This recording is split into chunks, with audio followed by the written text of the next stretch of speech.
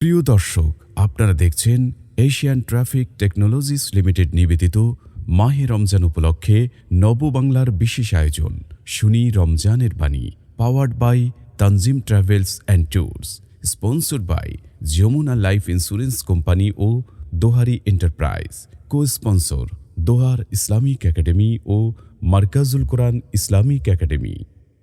আসসালামু আলাইকুম ওয়া রাহমাতুল্লাহি ওয়া বারাকাতুহু। ইন্নাল হামদুলিল্লাহ ওয়াস সালাতু ওয়াস সালামু আলা রাসূলিল্লাহ ওয়া আলা আলিহি ওয়া সাহবিহি ওয়া মান ওয়ালা, আম্মা বা'দ। দেশ ও প্রবাসে, কাছে বা দূরে, বিশ্বের যে কোনো প্রান্ত থেকে যারাই আমাদের নববাংলা আয়োজিত মাহে রমজানের বিশেষ অনুষ্ঠান শনি রমজানের বাণী অনুষ্ঠানটি দেখছেন, তাদের সবাইকে জানাচ্ছি আন্তরিক শুভেচ্ছা, প্রীতি ও মোবারকবাদ। প্রিয় দর্শক, আমাদের অনুষ্ঠানটিতে প্রতিদিনের ন্যায় আজকে একজন বিশিষ্ট আলিম উপস্থিত হয়েছেন। আজকে আমার সাথে রয়েছেন বিশিষ্ট ইসলামিক আলোচক হাফিজ মাওলানা মুফতি আমিনুল ইসলাম শরীয়তপুরী। আজকে আমরা হজরতের কাছে মদ জুয়ার হুকুম কি, ইসলাম যে কেউ যদি মদ সেবন করে বা জুয়া খেলে এগুলার ইসলাম কি বলে এই ব্যাপারে আমরা জানবো হজরতের কাছে। মাশাআল্লাহ, আলহামদুলিল্লাহ, অত্যন্ত সুন্দর এবং গুরুত্বপূর্ণ একটা টপিক এই বর্তমান সময়ের জন্য, বর্তমান ছেলে মেয়েদের জন্য, বর্তমান যুব সমাজের জন্য। এর কারণ হচ্ছে আমরা জানি যে কিছুদিন পরে আলহামদুলিল্লাহ আমাদের রমজান পেরিয়ে ঈদ উল ফিতর আসতেছে। এই ঈদ উল ফিতরকে কেন্দ্র করে বিশেষ করে চাঁদ রাত্রিতে অনেক জায়গায় সারা বাংলাদেশের এখন একটা ফ্যাশন হয়ে দাঁড়িয়েছে এই মদ পান করা, ইয়াবা, ফেন্সিডিল, বাবা ইত্যাদি নেশা জাতীয় বস্তু পান করাটা আমাদের ছেলে মেয়েদের জন্য একটা ফ্যাশন হয়ে গিয়েছে। কিন্তু অত্যন্ত দুঃখ এবং আফসোসের বিষয়, একটি ভদ্র সমাজে থাকতে গেলে এই বিষয়গুলো কখনো দুনিয়ার কোনো মানুষ প্রশ্রয় দিতে পারে না। তাই আজকে আমরা যারা মুসলিম হিসেবে নিজেদেরকে দাবি করি, যেহেতু রমাজান মাস, সবার ভিতরে একটা পবিত্র হওয়ার ভাব, তাই আপনাদের সামনে আমি আজকে আমাদের মুহতারাম উপস্থাপক সাহেব যে বিষয়টি উপস্থাপনা করেছেন সে বিষয়টি আমি আপনাদের সামনে তুলে ধরার চেষ্টা করছি। দেখেন, ইসলাম এত সুন্দর একটা বিষয়। ইসলাম যে কোনো জিনিস হারাম করতে গেলে অনেক ধীরস্থির ভাবে করে। আজকে একজন মানুষ খারাপ, আপনি যদি তাকে প্রথম দিনই পরিপূর্ণ 100 ভালো করতে চান, আপনি তাকে পারবেন না। আপনি তাকে আস্তে আস্তে বুঝায়া সুন্দরভাবে আগে একটা মানসিক মন তৈরি করে তারপরে তাকে ভালো দিকে নিতে হবে। তো ইসলামে এক সময় এই মদ্যপান হালাল ছিল। ইসলাম 4 ক্যাটাগরিতে, প্রিয় ভাই বোন, 4 তরিকা ইসলাম এই মদকে চিরতরে অকাট্যভাবে হারাম করে দিয়েছে। 1 নম্বরে আল্লাহ রাব্বুল আলামিন সূরাতুন নাহলের 67 নম্বর আয়াতে বলেন, ওমিন সামারাতিন নাখিলি ওয়াল আ'নাব তাত্তাখিযুনা মিনহু সাকারা ওয়া রিজকান হাসানা। আল্লাহ বলেন, তোমরা খেজুর এবং আঙ্গুর থেকে নেশা জাতীয় বস্তু এবং উত্তম রিজিক তৈরি করো। তাত্তাখিযুনা মিনহু সাকারা ওয়া রিজকান হাসানা। এই আয়াত যখন নাজিল হলেন, সাহাবায়ে কেরাম অনেক বিজ্ঞ ছিলেন। তারা দেখলেন সাকার এবং রিজকে হাসান এই 2 শব্দের ভিতরে আল্লাহ তাআলা ওয়াও ব্যবহার করেছেন। আমরা জানি ওয়াও এর আগেরটাকে বলা হয় মাতুফ আলাইহি, পরেরটাকে বলা হয় মাতুফ। আর মাতুফ আলাইহি এবং এই মাতুফের ভিতরে সবসময় ভিন্নতার সম্পর্ক হয়, মুগায়ারাতের সম্পর্ক হয়। সাহাবায়ে কেরাম বুঝলেন, যেহেতু আল্লাহ রাব্বুল আলামিন এখানে খেজুর এবং আঙ্গুর থেকে নেশা জাতীয় বস্তু এবং উত্তম বস্তু বানাইতে কইছে, তার মানে উত্তম রিজিক আর নেশা জাতীয় বস্তু এক না, দুইটা আলাদা আলাদা জিনিস। তাই সাহাবায়ে কেরাম, কিছু সাহাবায়ে কেরাম এই মদ জাতীয় জিনিস, নেশা জাতীয় বস্তু থেকে তারা ফিরে রাখলেন। কিন্তু যেহেতু ইসলাম এটা হারাম হয়নি অকাট্যভাবে, অনেকেই সেগুলো পান করতেন। এরপরে হযরতে ওমর রাদিয়াল্লাহু তাআলা আনহু, মুআজ ইবনে জাবাল সহ একাধিক সাহাবী নবীজির কাছে আসলেন, নবী, এই মদ এবং জুয়ার সম্পর্কে আমাদেরকে কিছু বলুন, আমাদের মানুষ সব ধ্বংস হয়ে যাচ্ছে। তখন আল্লাহ রাব্বুল আলামিন জিবরিল আমিনকে দিয়ে সূরাতুল বাকারার 219 নম্বর আয়াত পাঠায়া দিলেন, ইয়াসআলুনাকা আনিল খামরি ওয়াল মাইসির। হে নবী, তারা আপনাকে মদ এবং জুয়া সম্পর্কে জিজ্ঞাসা করবে, আপনি বলে দেন, ফিহিমা ইসমুন কাবীর ওয়া মানাফিউ লিন-নাস। এই মদ জুয়ার ভিতরে মানুষের উপকারও আছে আবার ক্ষতিও আছে, তবে ওয়া ইসমুহুমা আকবারু মিন নাফইহিমা, এই দুইটার ক্ষতির দিকটাই উপকারের দিকে চাইতে বেশি। এবার সাহাবায়ে কেরাম ভাবলেন, এই মদ জুয়ার ভিতরে যেহেতু উপকার হলো কি, মদ জুয়া খেললে কিন্তু খাইলে একটা শরীরের ভিতরে একটা ভাব চলে আসে, একটা স্ট্রং ভাব চলে আসে, আপনি তখন দেখবেন অনেক কঠিন কাজ আপনার কাছে সহজ হয়ে যাবে। তো এই আয়াত যখন নাযিল হলো সাহাবায়ে কেরাম ভাবলেন যেহেতু এই দুইটার উপকারের চাইতে ক্ষতির দিক বেশি, এই দুইটার ভিতরে যাওয়া যাবে না। এবার 3 নম্বর, সাহাবী আব্দুর রহমান ইবনে আউফ রাদিয়াল্লাহু তাআলা আনহুর বাড়িতে সাহাবায়ে কেরামদেরকে দুপুরের দাওয়াত দিলেন।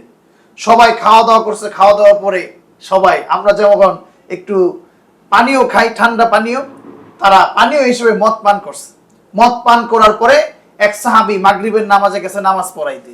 মাগরিবের নামাজে তিনি যখন নামাজ পড়াইতে গেছেন, কুল ইয়া আইয়ুহাল কাফিরুন লা আ'বুদু মা তা'বুদুন, এটা একটা নেতিবাচক বাক্যের জায়গায় উনি ইতিবাচক বাক্য বলে ফেলেছেন। তিনি বলেছেন নাহনু না'বুদু মা তা'বুদুন। তো এই খবর চতুর্দিকে সরাসরি হলে নবীজি সাল্লাল্লাহু আলাইহি ওয়াসাল্লামের কাছে যখন গেলেন, নবীজি আল্লাহর কাছে হাত উঠাইলেন, সাথে সাথে আল্লাহ রাব্বুল আলামিন জিবরিল আমিনকে দিয়ে সূরাতুন নিসার 43 নম্বর আয়াত পাঠিয়ে দিলেন, যেখানে আল্লাহ বলেন ইয়া আইয়ুহাল্লাযীনা আমানু লা তাকরাবুস সালাতা ওয়া আনতুম সুকারা হাত্তা তা'লামু মা তাকুলুন। তোমরা কি বলো এটা যতক্ষণ পর্যন্ত তোমরা বুঝতে না পারো ততক্ষণ পর্যন্ত তোমরা নামাজ তো দূরের কথা, নামাজের কাছেও যাবে না। তো সাহাবায়ে কেরাম ভাবলেন যেই মদ খেয়ে, যেই জুয়া খেলে নামাজের ধারে কাছে যাওয়া যায় না, সেটা কোনোদিনও ভালো কাজ না। অধিকাংশ সাহাবায়ে কেরাম সবাই এর থেকে ফিরে রইলেন। 4 নম্বর, আমার প্রিয় ভাই বোন সকলেই এই আলোচনাটা দিল দিয়ে শুনবেন কিভাবে মদ হারাম হলো।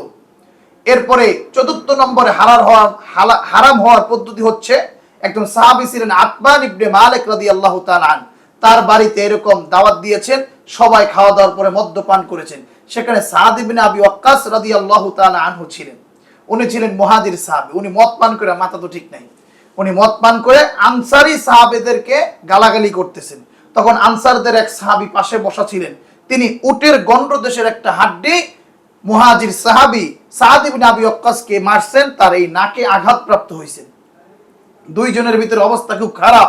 সাহাবায়ে কেরাম দৌড়ায় নবীজির কাছে গেছেন, হযরত ওমর চলে গেছেন, নবী আর তো এইগুলা থেকে বেঁচে থাকা যায় না, আপনি এবার আল্লাহ তাআলার কাছে হাত তুলুন, একটা অকাট্য সিদ্ধান্ত আমাদেরকে দিতে বলেন। ওমর রাদিয়াল্লাহু তাআলা আনহু দোয়া করছেন, আল্লাহুম্মা বাইয়িন লানা বায়ানান শাফিয়ান ফিল খমর, আল্লাহ এই মদ সম্পর্কে আমাদেরকে স্পষ্ট কিছু বলুন। আল্লাহ রাব্বুল আলামিন এবার সূরা মায়েদার 90 এবং 91 নম্বর আয়াত পাঠিয়ে দিলেন, যেখানে আল্লাহ রাব্বুল আলামিন স্পষ্ট জানিয়ে দিয়েছেন ইন্নামাল খামরু ওয়াল মাইসিরু ওয়াল আনসাবু ওয়াল আজলামু, এই যে মদ, জুয়া, মূর্তি পূজা, ভাগ্য নির্ধারণী তীর, এগুলা সব হলো নাপাক, মিন আমালিশ শাইতান, এগুলা সব শয়তানি কর্মকাণ্ড। এরপর আল্লাহ বলেন ফাজতানিবু, তোমরা এই মদ জুয়া ইত্যাদি থেকে তোমরা বেঁচে থাকো, লাআল্লাকুম তুফলিহুন, অবশ্যই অবশ্যই তোমরা সফল কাম হবা। তাই প্রিয় ভাই ও বোন, এই মদ জুয়ার মাধ্যমে এরপর আল্লাহ বলেন শয়তান আমাদের ভিতরে শুধু ঝগড়া লাগা দিতে চায়। আপনি দেখবেন একজন যুবক যদি সে মদ্যপান করে, তার মাথা ঠিক থাকে না, সে পাগল পারা হয়ে যায়।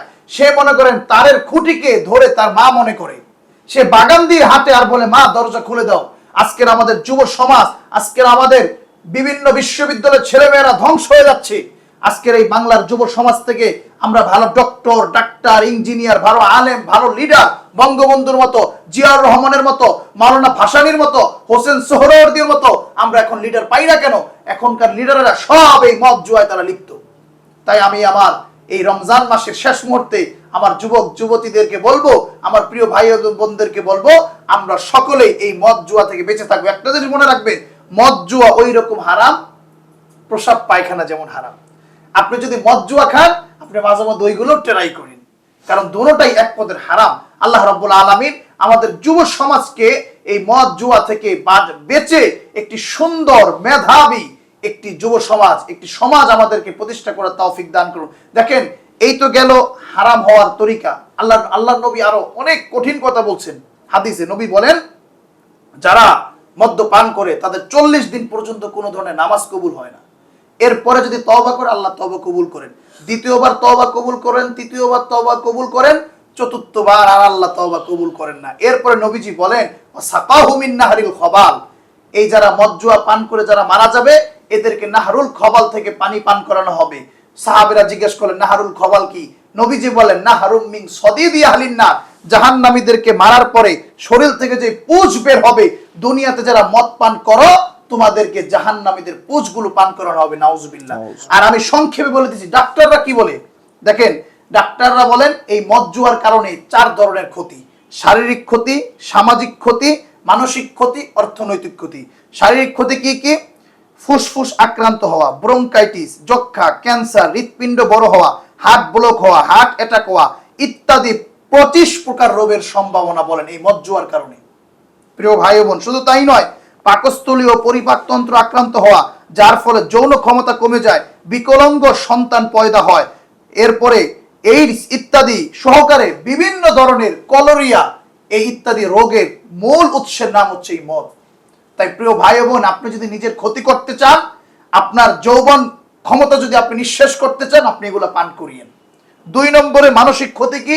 মাদকের কারণে মানুষের মস্তিষ্কের নিয়ন্ত্রণ ক্ষমতা হারিয়ে যায়, মানুষ আস্তে আস্তে পাগলের মতো হয়ে যেতে থাকে, দায়িত্বহীনতা ভাব চলে আসে, অলস হয়ে যায়। 3 নম্বর সামাজিক ক্ষতি। করোনা যেমন সবাইকে আক্রান্ত করে, একজন মাদক সন্তান যে মাদক সেবী, সে পুরো এলাকাকে নষ্ট করে দেয়। অর্থনৈতিক ক্ষতি কেমন? আপনি যদি এলাকার ভিতরে একটা মদের বার খুলেন, দেখবেন সবাই তাদের নিজেদের প্রয়োজনীয় জিনিস না কিনে মদ খাবে, মদের পিছনে অঢেল টাকা নষ্ট করবে।